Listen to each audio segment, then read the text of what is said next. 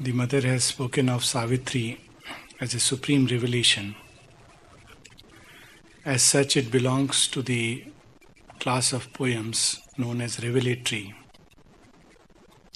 And by its very nature, it's a poem which cannot exactly be understood by the intellectual mind. It neither has the data nor the capacity. But revelations themselves mount from hill to hill, as the ancient seers saw. There is a plane of revelation where things are revealed as symbols. And as one climbs higher, one sees the inner lines of forces behind the symbols. Still further, the symbol is illumined by an inner meaning and sense. And then one can discover the idea force or the real idea that has built the world. Aurobindo goes beyond these and brings us a little taste of all that is closed and sealed to our outward gaze. It's not just a revelation poured in the body of words and sound symbols, but it has a creative power in it, and by the mere fact of reading, Aurobindo gives us a little taste of what it means to be in contact with whatever he is describing. We see it in many of his works. One example is when we read the Synthesis, and when one reads the Yoga of Divine Works. It is as if a flame of sacrifice burns through the chapters, inducing one to lead a life of consecration. When we read through the Yoga of Knowledge, we feel as if we are climbing a steep mountain, and Aurobindo holds our hands and carries us from one plateau to another. And again, when we read the Yoga of Divine Love, throughout the chapters, a strange sweetness, an ethereal sweetness, unearthly sweetness, and joy seems to fill our being, as if the divine companion were walking by our side. All this and much more is poured in Savitri. In the series of revelations, we are with these worlds. Aurobindo is taking us hand by hand, sometimes carrying us through these worlds, which have been known both in the Indian mysticism as well as European. In the Vedas, there is a description of these worlds, and so also in European mysticism, often under the name of occultism. Modern mind, especially the rational mind and the scientific mind, often rejects it, partly because it doesn't have the data. Our senses, the corporeal senses, are unable to put us in contact with them because they can only tell us about gross things. Aurobindo raises this question that why don't we know about these hidden worlds? And he gives a very beautiful answer, an answer that appeals both to common sense and logic. He says we don't know about these worlds just as we don't know what's going on in our neighbor's mind. But it doesn't mean that the neighbor's mind nothing is going on. There are things going on in his mind. Thoughts and feelings arise, but we are unaware. Of course, Aurobindo is very generous because, frankly, we are not even aware of what's going on in our own minds. So, what to speak of hidden worlds based on these sense data? The only way that one can understand it is either to start with take them on faith and move, not stay with faith. That's the difference. Religion has stayed with faith. Religion both in the East and the West speaks of these hidden worlds, but one has to just accept it by faith. But in yoga, one starts with faith, but moves from experience to experience. And as the inner senses are liberated, as the inner consciousness is liberated through the action of grace, these worlds and their contacts begins to become not only possible but real, palpable, concrete. And as a mystic would say, more concrete than this earthly reality. That's why the yogis speak of not just one body but many bodies. And Aurobindo is just taking us on a tour of one of these bodies, the vital body, the vital world, which corresponds to the vital body of the cosmos. And in this process, he is taking us from level to level. Though Aurobindo has described the heights and the depths of these worlds, their forces, their energies, and how they have influenced the earth scene, what has been their characteristic role, their action, the principle that works in them, even their beings. But he has himself put, we should not believe that when Aurobindo speaks of little life and greater life and the paradise of the life gods and the descent into night, these are the only life worlds.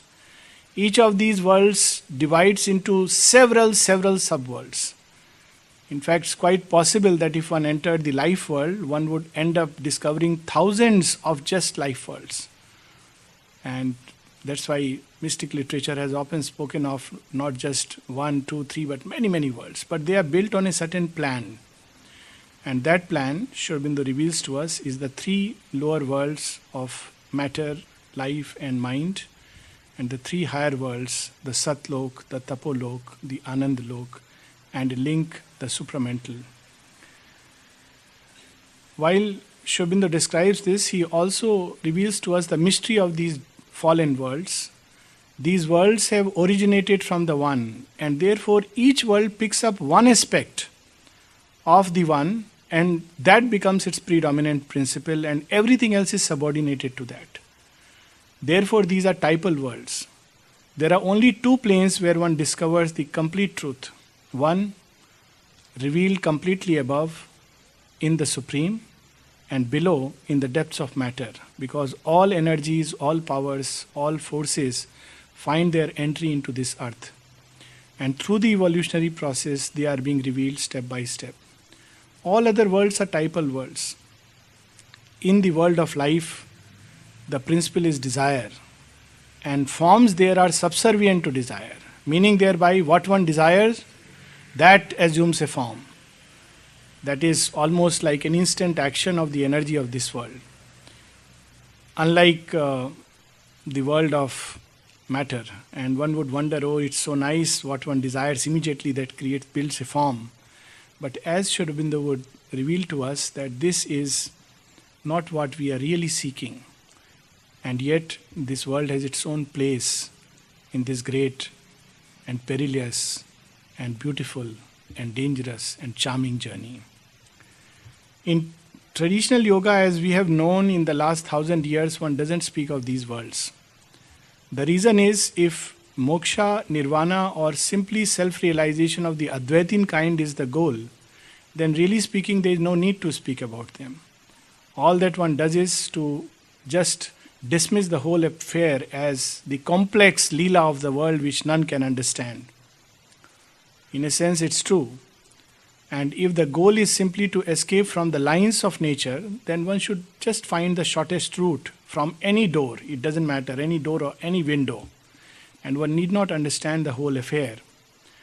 But as Aurobindo says, we are not out to escape from the world, but for a divine conquest of this world. And therefore it is important to understand not only these worlds in their own, in their action upon us, but also in their own cosmic movement.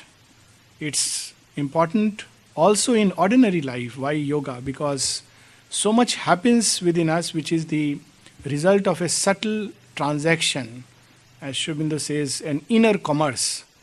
And because we don't know it, our life, such a beautiful line we read the other way, it brings in the incoherencies of fate. We don't understand because we don't see what is really happening inside us. So therefore, to understand these worlds is important both from a pragmatic point of view, from our earthly life, and ancient yogis, the Vedic mystics, who were very much concerned with an integral knowledge. They sought this knowledge, but they did reveal it in the language and the symbols which were pertinent to that time. Many things they hid because this knowledge can have its other side. It can be subject to misuse. But Sri Aurobindo, we are fortunate and privileged, is revealing this knowledge to us and in a language that we can receive. So we'll continue from where we left, the kingdoms and godheads of the greater life. In the life world, the reigning principle is desire, and the object sought is joy and power. Intensity of movement, it tries to capture that. The experience of the extremes, this is the joy of life. It tries to capture the many moods of the infinite. And that is why we see that even on earth, before life came into existence, there was material existence which we can more or less categorize in a few elements at the most. They say there are probably 108 elements that is built, and probably from the gross point of view we can say we have rivers and mountains and few things. But the moment life enters into matter, we see the whole world is filled with infinity. That is the beauty of life. It tries to recapture. As Sri Aurobindo has said, it's a child who has strayed away from its heavenly home. But it remembers what it was like when I was a little baby. And therefore it tries to recreate and capture that mood of infinity. In its own native world, it can do it with much greater freedom. But even here, life tries to capture it. And that's what is the principle of that world. Not like our world. Our world, the principle is rigidity of form and inertia. In that world, there is a much greater plasticity and freedom of movement. That world, again, because it's untouched by the mental world, it doesn't care about what we call as traditionally as virtue and vice. It seeks the hazard of the extremes, the intensity of movement, and the rapture of that movement for its own sake. So we read, I think, yes.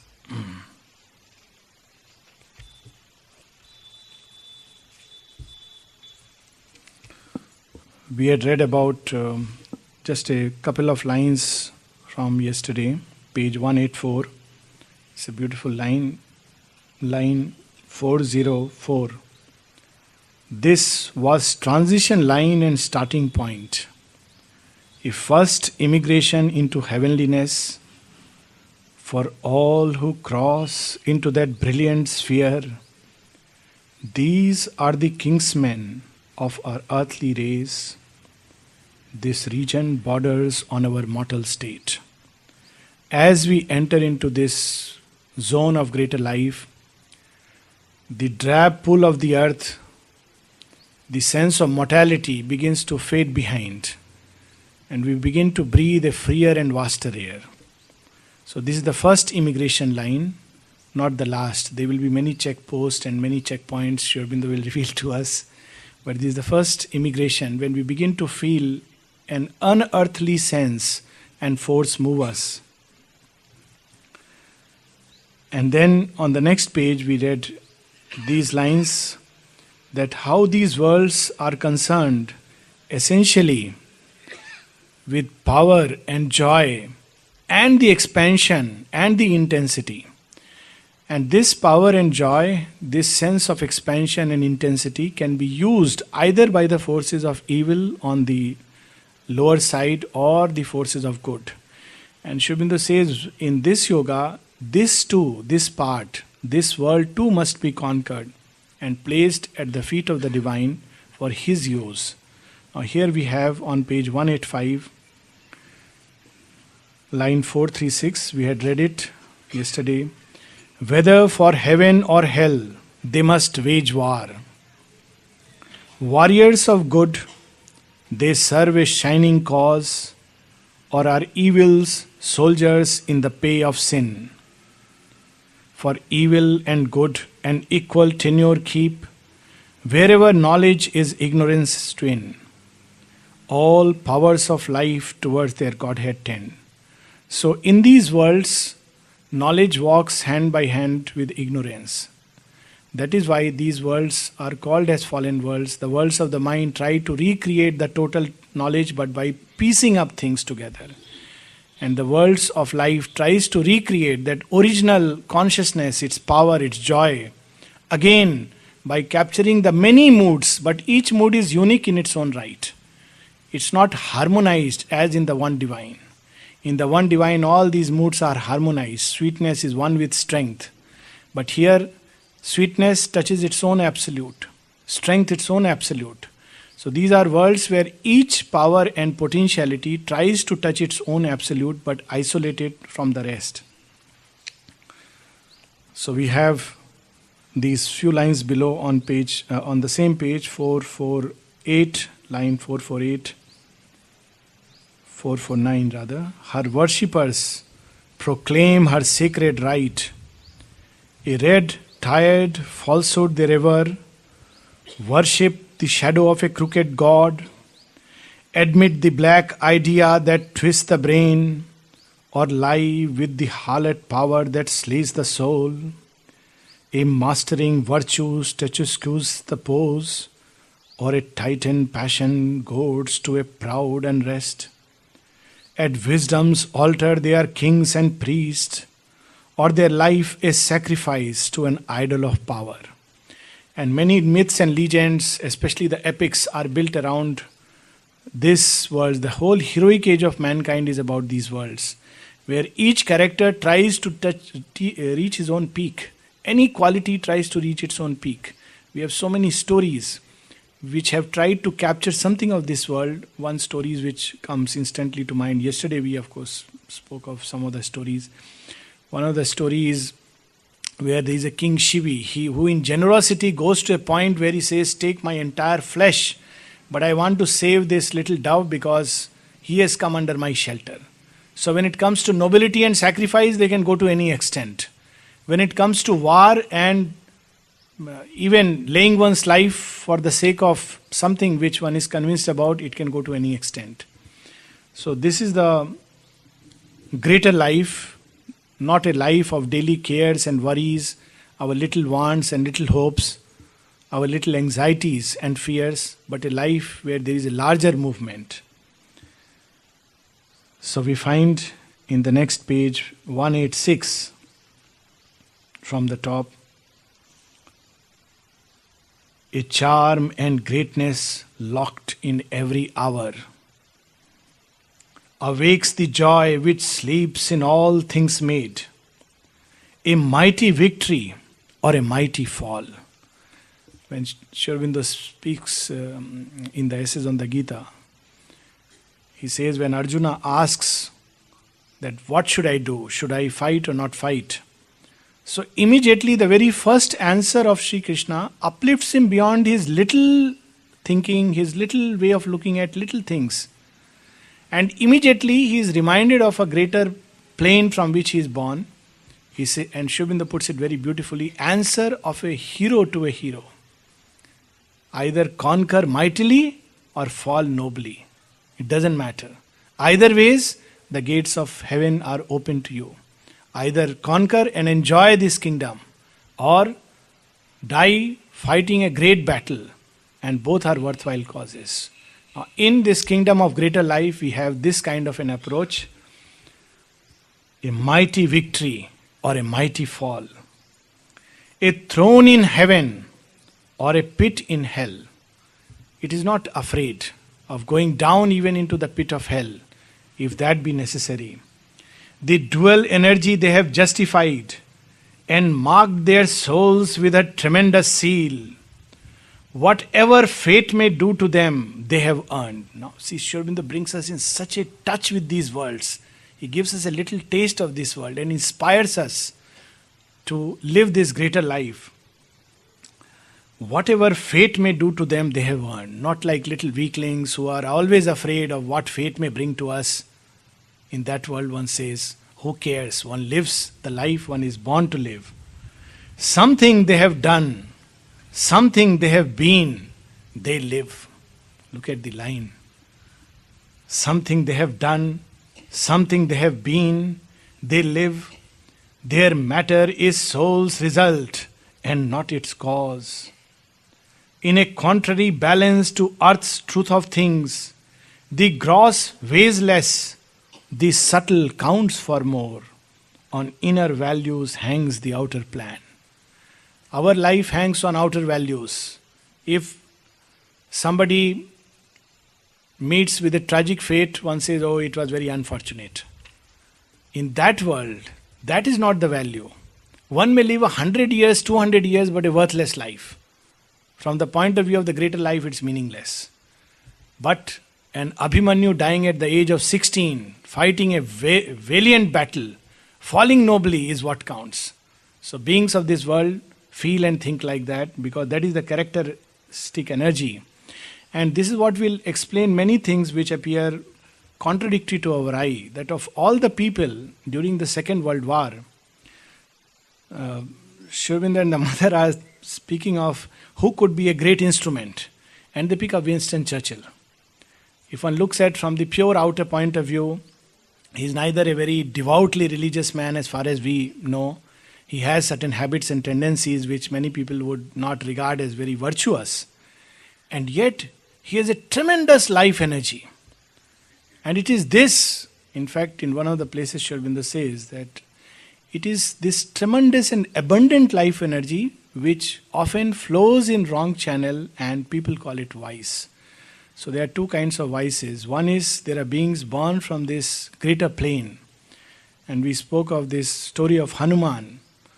And he has tremendous life energy. And as a child, he is always busy picking up everybody's beard and troubling everyone, disturbing the class.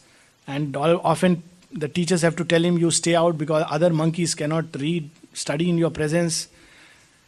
Because he is born with that. He is moved by the sense of largeness. He cannot be confined to a small classroom. And that would explain also many things which we don't understand about today's children who are born with a larger prana. Because the touch of the supermind is releasing a greater life inside them. Therefore, unlike their parents, our generation, which was more worried about what job they will get and what not, they just live life as if they are living life with the sense of carefree laughter of the gods. They are born with this. And only after reading Aurobindo we begin to understand the touch of these worlds. This is the passage that humanity is going through. And in this world, and in the beings of these worlds simultaneously, the walls and the boundaries are not so rigid as in our material world. When we are totally entrenched in gross matter, then we understand nothing about what's happening in another person's heart and mind. In fact, even when people say we are so much densely into ignorance that if somebody says one sentence and we understand completely different, because ego gives it its own twist and meaning, a cause of much misunderstanding in the world. But let's see how this world interacts with each other, how the beings of this world interact. We have these lines on the same page, line 489. In the communion of two meeting minds, thought looked at thought and had no need of speech. One understands in this world because there is an interpenetration of substance. This is a world which is much more free, fluid. The forms of this plane are much more fluid. That's why this later on, this image of fixed gods and their fixed forms came much later. In these world, the same gods and goddesses or the same titan kings can appear in different forms because the form here is plastic to the touch of the energy of this world. Emotion clasped emotion in two hearts. And that is why when human beings are moved by some touch of this world, spontaneously one begins to feel that yes, I feel exactly as you feel. Of course, this world is also a world of ignorance. We must understand it. But at that point of time, the touch of this world generates this experience. They felt each other's thrill in the flesh and nerves, or melted each in each and grew immense. As when two houses burn and fire joins fire, hate grappled hate, and love broke in on love. Will wrestle with will on mind's invisible ground. Others, sensations, passing through like waves, left quivering the subtle body's frame. Their anger rushed galloping in brute attack, a charge of trampling hooves on shaken soil. One felt another's grief invade the breast, another's joy exulting ran through the blood. Hearts could draw close through distance, voices near, that spoke upon the shore of alien seas. And that is why in yoga, which it's bound to happen that after some time, our all the energies which are locked in matter begins to get liberated. And one passes through this zone. And that's a point when one becomes acutely sensitive to everything that is happening in the environment. And often, if such a person were to meet around and walk in a crowd and feel uneasy, people would wonder that yoga is supposed to make you more stable, but it's making you more unstable. But the reason is this, that one enters into a zone. This is a passage, of course, again and again Aurobindo will tell us that this is not the resting ground and one should not rest there. And that is why it's very important to have a spiritual realism and a solid grounding even in matter. Otherwise, normally we are shut in matter's wall and it's very safe. That's why two kinds of people are not affected. One who are like the sage, who have reached that transcendent heights. The other who are like stone, who are totally like matter. So they are not affected. But there is an intermediate range when one becomes more and more subtle, the consciousness becomes more and more refined. And as the mother puts it, this sensitivity which develops, comes at a stage of yoga, is the sign of actually an evolution of consciousness. But then one has to pass beyond. But right now Aurobindo is describing that point where one felt another's grief invade the breast, another's joy exulting ran through the blood. Hearts could draw close through distance, voices near, that spoke upon the shore of alien seas. There beat a throb of living interchange. Being felt being even when afar, and consciousness replied to consciousness. So we expect that when this world completely, of course, this is not the world which is the new world, but this passage, when much of humanity has evolved to this point, we won't need telecommunication and mobiles. And probably this was the kind of development at one stage which was actually happening, because one could directly make a reply of consciousness to consciousness. One doesn't need to speak for half an hour to communicate something. Often speaking half an hour leads to more and more confusion. That is why when in our entrance state, when we speak, the more we confuse, the more we misunderstand.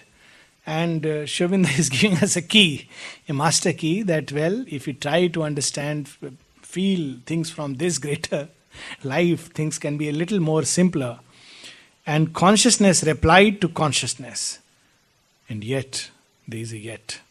And yet, the ultimate oneness was not there.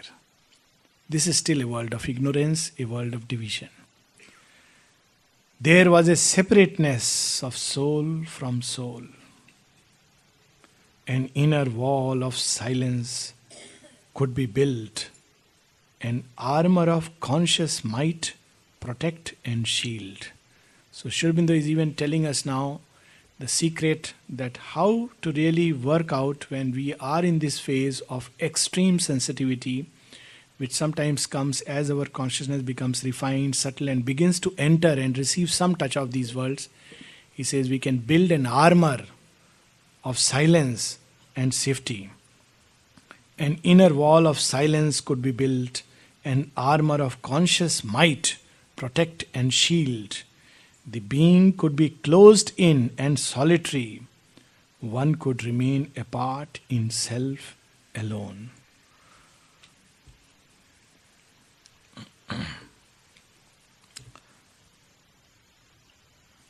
And then we can skip a few pages. Ashupati goes through these worlds and sees its many moods, myriad energies, countless facades, many forms appeared to his eyes, each claiming its admittance and entry.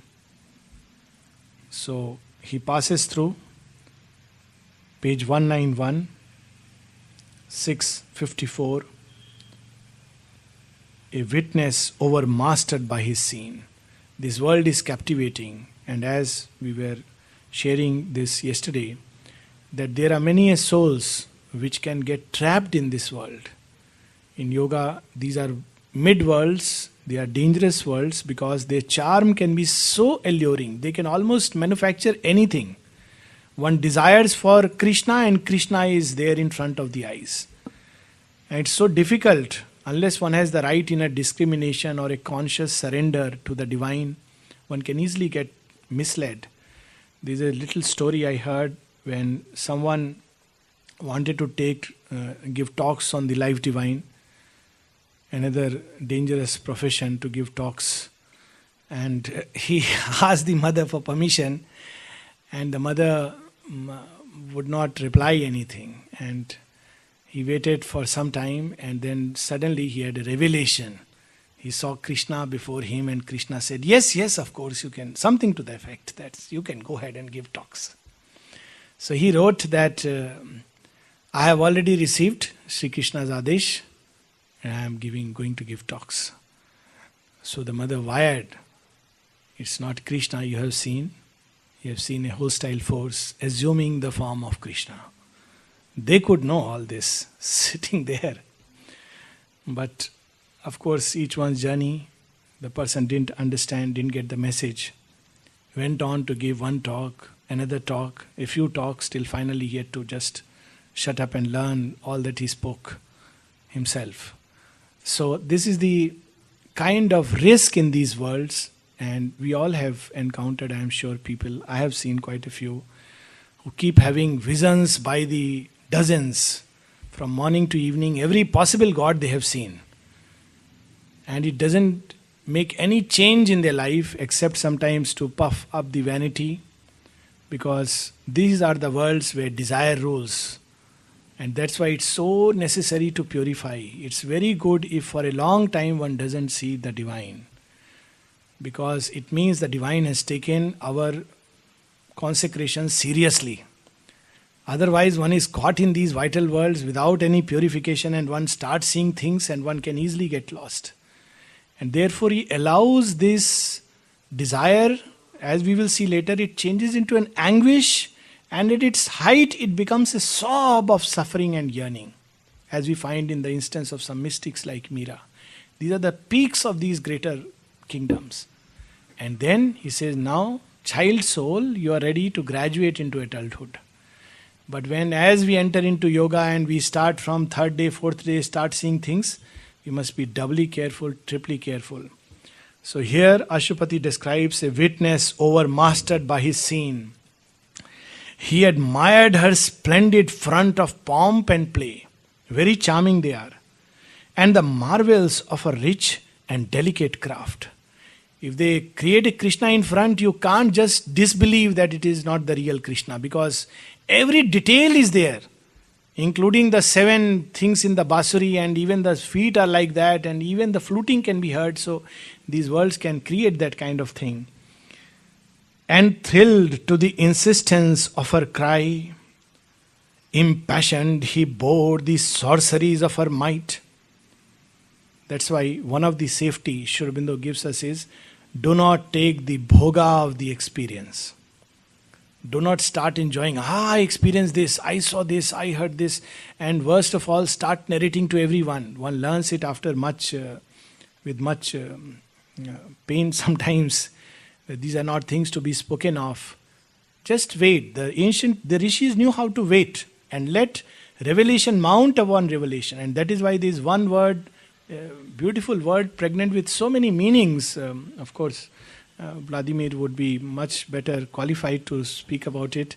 But in the Upanishads, who sees the Atman? Tama Atmastham yenu pashyanti dhira. Dhira.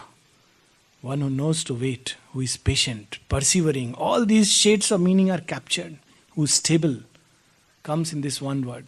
Not one who is impatient and overeager, because these words give that feeling. They want us to achieve the divine in a haste, and therefore we are caught in these words. Impassioned he bore the sorceries of her might, felt laid on him her abrupt, mysterious will, her hands that need fate in their violent grasp, her touch that moves, her powers that seize and drive. But Ashwapati is not just any ordinary aspirant, so he cast his glance deep to see what is lying at the heart of this world, and he discovered something interesting. But this too he saw, her soul that wept within, because it tried and tried and tried but could not recapture the infinite. It could only create forms after forms. But this too he saw, her soul that wept within, her seekings vain that clutch at fleeting truth, her hopes whose somber gaze mates with despair, the passion that possessed her longing limbs, the trouble and rapture of her yearning breasts, her mind that toils unsatisfied with its fruits, her heart that captures not the one beloved. All else is there. We'll see that also in the kingdoms of the greater mind. Everything is there, all thoughts, formulas, theorems, yet the one is missed out. And that is why there is so much emphasis that till one has found the one who is infinite, one should not rest. The ancient yogis almost used it as a dictum. And a great mystic has said that knowing him, all else can be known. Of course, the Upanishad also speak of it. And another mystic, Eke Jane Sab Jane. It is by the one that you can know the rest, the many. And in Aurovind's yoga also, in Ashwapati, we see that first he has discovered the one. He has already finished that Vedantic yoga, and then he is discovering all the planes of the cosmic consciousness in the traveler of the worlds. So these worlds have not to be explored the way one ordinarily enters into all these kind of, especially new age techniques and all kinds of prana stuff where one picks up some vital energy and plays with it. These are very dangerous things, especially for one who is going into yoga, because sometimes they can end up aggrandizing the ego, and one can become, instead of becoming a demigod, an instrument of the titanic will.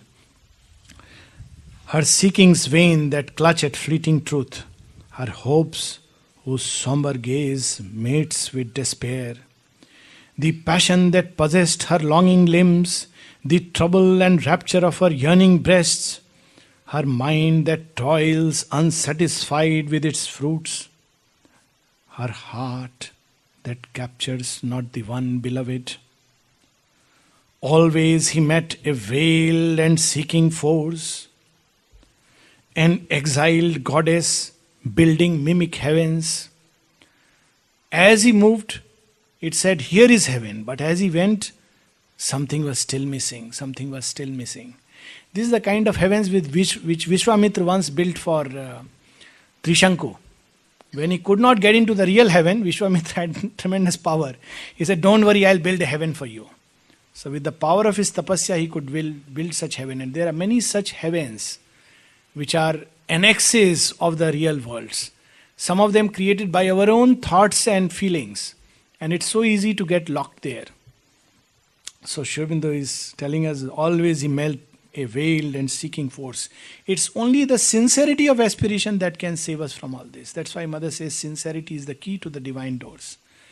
If this is missing, if one is doing yoga only for power and joy and some kind of gifts like becoming a yogi or a great man, then one gets into these worlds and one is very happy. Of course, one travels around the world, earns millions of dollars, and his name is stamped in big posters. But at the end of it, one misses the one beloved. So Aurobindo is guarding us that look, this can be a resting place, but not the ultimate. Always he met a veiled and seeking force, an exiled goddess building mimic heavens, a sphinx whose eyes look up to a hidden sun. This is the catch. So if one wants to expose these worlds, there is one single test one can ask. have you really found the one who hides himself behind these million forms and names? If not, the journey is not complete. So here Sri Aurobindo is telling us, this is what the story of the Sphinx is. Sphinx asks that, ultimately the question of the Sphinx is, have you found the one? Have you found the one self who changes appearances, is one thing at morn, is another in the noon and another at night? And if you have found, fine, you can pass through my gates toward the consciousness of immortality. This zone one must cross because the Sphinx guards it. And if not, then Sphinx ultimately devours and finishes. So it is a Sphinx that looks up to eternity.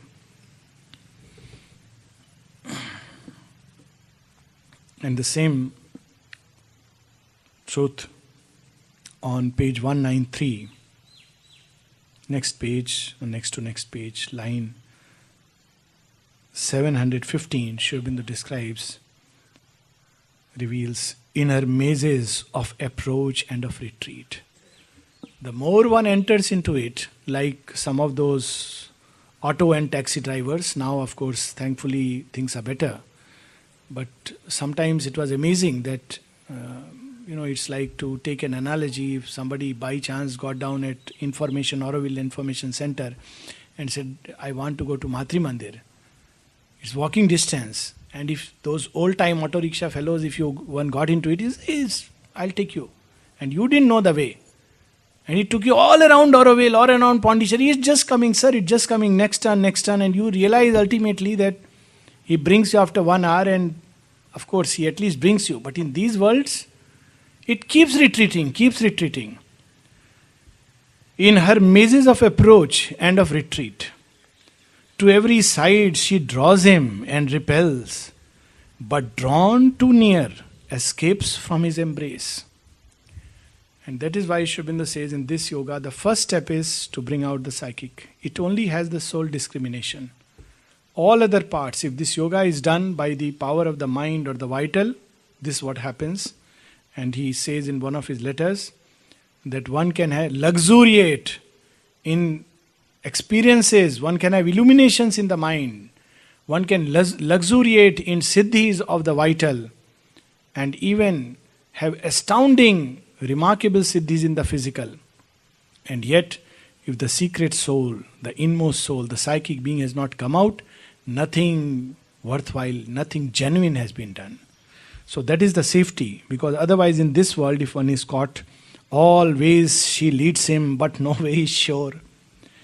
Allured by the many-toned marvel of her chant, attracted by the witchcraft of her moods. In Odysseus' travel, this world is depicted through the song of the sirens. It's so attracting, so alluring. And Odysseus is very smart. So he says, I want to hear it. If you hear it, you are captivated. You're helplessly drawn to it. So he says that, look, he tells his sailors, you guys put molten wax in your ears. I'll keep my ears open. But tie me to a pillar, and even if I cry, give orders, don't open my hands. And sure enough, as he passes through the aisle, he hears the song of the sirens and he wants to go. They are so attractive and charming. And he says, he cries, he even accuses them that you people are not obeying my order. Some feel pity and melt. But this is a place where sometimes it's good to be firm. And here we have a description, allured by the many-toned marvel of her chant, attracted by the witchcraft of her moods, and moved by her casual touch to joy and grief, he loses himself in her, but wins her not. A fugitive paradise smiles at him from her eyes. Paradise which comes and disappears because it's not held by the one. He dreams of her beauty made forever his. He dreams of his mastery her limbs shall bear. He dreams of the magic of her breasts of bliss. In her illumined script, her fanciful translation of God's pure original text. Now here comes Sri Aurobindo's subtle sense of humor. It says that, yes, I'll tell you. You want to understand God's script? I'll tell you. It mimics even intuition. In Yoga of Savitri, this world can even mimic the stress of intuition. He thinks to read the scripture wonderful, hieratic key to unknown beatitudes. But the word of life is hidden in its script. The chant of life has lost its divine note. Unseen, a captive in a house of sound, the spirit lost in the splendor of a dream listens to 1,000-voiced illusions ode. This world captures the soul. Each world is given its own way of dealing with the soul, its nature dealing with soul in each world. In matter, the soul is held captive in its obscurity, in its rigidity and inertia. The soul in matter completely is asleep. In this world, the soul is held captive to its many moods, and it's forever listening to those 1,000 odes, and it must wake up. In the worlds of mind, the soul is held captive by the many, many ideas. But here Aurobindo is describing us in this world, what is the relation of soul with nature. It's only in the highest world that the soul is free and nature is its slave. A delicate weft of sorcery steals the heart, or a fiery magic tints her tones and hues, yet they but wake a thrill of transient grace. A vagrant march struck by the wanderer time, they call to a brief unsatisfied delight, or wallow in ravishments of mind and sense, but miss the luminous answer of the soul. So when one takes to Aurobindo's yoga, expects marvelous, miraculous experiences, but year after year one is made to do the hard work, to dig into the mud so that the base can be strong.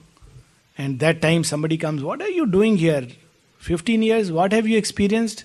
I don't know, I somehow, I just have faith in Mother and Aurobindo. Oh, come, next door. There is a very nice, there is a path by which within few days you will get all this new creation stuff. Is it? Yes, transformation is very easy. And we are led into that. And we sure enough, within a week, we start experiencing all kinds of things. And if we pay little more money, the greater the experience and its value. For Samadhi, we just go so casually, nobody asks us, of course, little bit gate pass, that's okay. I mean, timing, that also, one can go, no dress code, nothing. You can put your chappals just a few feet away from the Samadhi, so unassuming. So one doesn't value. If one has to pay $100 to just visit the Samadhi, then see how many people would really get such experiences. So this is but Aurobindo is guarding us, that even this kingdom of greater life, charming, alluring, everything, it may come in the process of inner journey, but don't be caught in its sorceries, because one misses here the luminous answer of the soul. And what happens toward the end? A blind heartthrob that reaches joy through tears, a yearning towards peaks forever unreached, an ecstasy of unfulfilled desire, track the last heavenward climbings of her voice.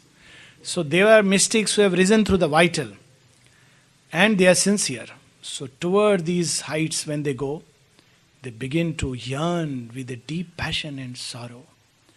There is a real story in the life of Meera, who used to, of course, feel Krishna and see him as intimate as anyone in his many moods. And once when she is outcast and the family has disowned and the city has disowned her, and she goes out with a little idol of Krishna.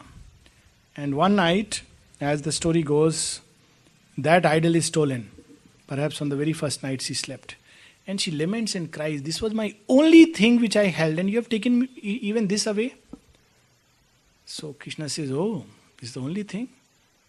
Do you know me? So she says, of course I know you. Really? And then Krishna reveals to her what he is in its truth. Till then she believed that she knew Krishna. And you see in her that pathos of the vital, sometimes yearning, that is the height towards which this can climb. It's a very high seeking, but in this yoga, that's why the seeking has to come through the psychic and not through the vital. But this too is a passage some mystics have sought. And here we find, into an old sadness's sweet escaping trail, page 194. Turned are her tears to gems of diamond pain. This is the height of this world. Because after going through it, at the end one finds one has really not found the one face hidden behind 1,000 million forms. So there is a deep pathos. Her sorrow into a magic crown of song. Brief are her snatches of felicity. A lost remembrance echoes in her depths. A deathless longing is hers, a veiled self's call. A prisoner in the mortal's limiting world. Those who are born from this world, they always feel this sense of strangeness and this sense of alienness, this sense of limitation. And the more one begins to live in it, one feels more and more limited and seeks something greater. A spirit wounded by life sobs in her breast. A cherished suffering is her deepest cry. A wanderer on forlorn, despairing routes. Along the roads of sound, a frustrate voice, forsaken, cries to a forgotten place. This is its height and culminating point. And yet Aurobindo says the significance of this world has stood behind everything, because its joy sustains even the suffering. Because there is ultimately even a joy in that. In this world, even suffering carries within itself an undercurrent of joy. And this makes us understand many things about life. So we have few lines below. These are marvelous lines. 770. Of course, every line is wonderful. The joy is wonderful, of course, in many ways. 770. Yet is it joy to live and to create. This world is not to be belittled. And joy to love and labor, though all fails. And joy to seek, though all we find deceives. And all on which we lean betrays our trust. In this world, there is only a seeking, but not the finding. And yet this world has a joy even in seeking. There is a joy of seeking itself. Yet something in its depths was worth the pain.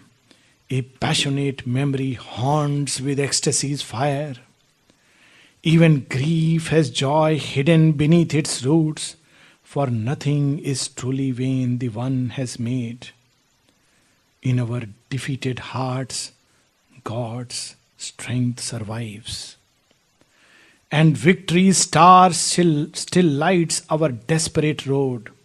Our death is made a passage to new worlds. This to life's music gives its anthem swell. To all she lends the glory of her voice. Heaven's raptures whispers to her heart and pass. Earth's transient yearnings cry from her lips and fade. Alone the God-given hymn escapes her art, that came with her from her spiritual home. So this is what yearns in its depths, and this is the safety. And ultimately, when we have passed through this world and seen its many moods, this is the hope that there is within us something that survives. Look how in the lower worlds, when Aurobindo speaks of the little life, at the end he gives us hope. Again, as he comes to the close of the kingdoms and godheads of the greater life, a world which can be terribly misleading and deceiving, and yet at the end of it, he gives the hope, because even here, God inhabits. Nothing is devoid of him. And the new movement starts with, on this page 195, same page, here is the gap. Here stops or sings life's force. This starts with many, many moods, intensity, rapture, joy, power. After all its play at the end, it leaves a yearning and a suffering and a sob for missing the one. This is the essence of this world. This deficit paupers the magician's skill. It cannot take us beyond it. This want makes all the rest seem thin and bare. A half sight draws the horizon of her acts. Her depths remember what she came to do. But the mind has forgotten, or the heart mistakes. In nature's endless lines is lost the God. It can give all powers and everything, and yet something is missed out. And therefore, on page 197, Ashapati has seen its truth. Out of her daedal lines, he sought escape. He has seen the maze, this complex world, full of its charm and beauty and danger. Out of her daedal lines, he sought escape, but neither gate of horn nor ivory he found, nor postern of spiritual sight. That's why beings who are caught in this world, they never understand. Any amount of telling, it doesn't work. And this world is so misleading, as the mother would tell us, in Yoga of Savitri, Aurobindo would tell us, only through death that one can escape from this world. In ordinary circumstance, of course, unless one has the psychic discrimination, and above all, one trusts the grace and the grace walks by the side. But if we try yoga by our own effort, this can be one of the issues very often. Out of her daedal lines he sought escape, but neither gate of horn nor ivory he found, nor postern of spiritual sight. There was no issue from that dream-like space. This is for those who wish to do yoga by their own effort and don't believe in either grace or guru or master, and who believe that, we can do everything. What is there? This is material and that is spiritual and we know it all. We now have a book and we can do it. Well, books will lead us, but here we are misled in ways that books can't help. It can mimic everything. There was no issue from that dreamlike space. Our being must move eternally through time. Death helps us not. Vain is the hope to seize. A secret will compels us to endure. Our life's repose is in the infinite. It cannot end. Its end is life supreme. Death is a passage, not the goal of our walk. And we would end with these lines on page 199, where all this entire movement is summarized very beautifully. The whole seeking of life is for the one. But so long as life labors in ignorance, so long as it has not received the redeeming touch of grace, its seeking cannot seek, and all the joys at the end cannot sum up and capture that delight. In fact, the more it tries to capture, elsewhere there are lines in this very canto, the more it held, the more it escaped. It tries to possess that one delight, but it cannot, because the only way one can really possess it by allowing it to possess itself. And in this world, one has seeking, not the finding. Many joys, but not the one delight. Many charms, but not the one face one loves. And therefore at the end, there is a sob, a yearning, and in the depths of the yearning, a hope that He is there and one day He will redeem us. The beings and denizens of this world cry like a chained God, chained divinity, hoping for their release. So on page 199, we have these lines, 9, 5, 6, 5, 6 lines from below. As yearns an obscure moth to blazing light, our life is a march to a victory never won. Even in this greater life, one doesn't find, even with its greater power and force, its energies, they can give all the siddhis that we seek. Make the big small, small big, lighter heavy and heavy light. On inner value, the subtle counts for more. And yet, our life is a march to a victory never won. This wave of being longing for delight, this eager turmoil of unsatisfied strengths, these long, far files of forward striving hopes, lift worshipping eyes to the blue void called heaven. For this world, ultimately it ends in a blue void. All the forms it has created are not the forms of the Param Drishtva. They are still only forms that come and fleet before our eyes. Looking for the golden hand that never came. This is the deep pathos of life. In fact, all our suffering in its depth is an anguish for this. And even a greater life cannot fulfill this. We often think that this little life, this anguish will cease if this greater life comes down. And always there are those who will give it to us. But even this cannot fulfill. The golden hand that never came down, the advent for which all creation waits, the beautiful visage of eternity that shall appear upon the roads of time. Yet still to ourselves we say rekindling faith. If yoga is done under the stress of the higher vital, this greater world, we end up in this way, sometimes in utter despair. That's why when somebody asks the mother, would you tell us something about yoga? She says, what do you want the yoga for? It's such so small but so deep. To gain power? To help humanity? And he says, none of these motives is sufficient that you are ready for the path. So what is the readiness? Do you want yoga for the sake of the divine? Even the divine for the sake of the divine. Not for one of these side kicks. These are kickbacks one expects. When kickbacks become main issue, then there is a problem. Oh, if I get the divine, then I'll become a great yogi, Superman, I will do extraordinary things. Then we end up in a trap of this world. Spiritual ambition is worse than ordinary ambition. Ordinary ambition will at most give us a crash feeling after we retire, and we can reconcile by going to a retired life ashrama where we can live our life in peace, seeking something else which we didn't find in this life. But spiritual ambition lands up in this, and there we end up in a terrible mess.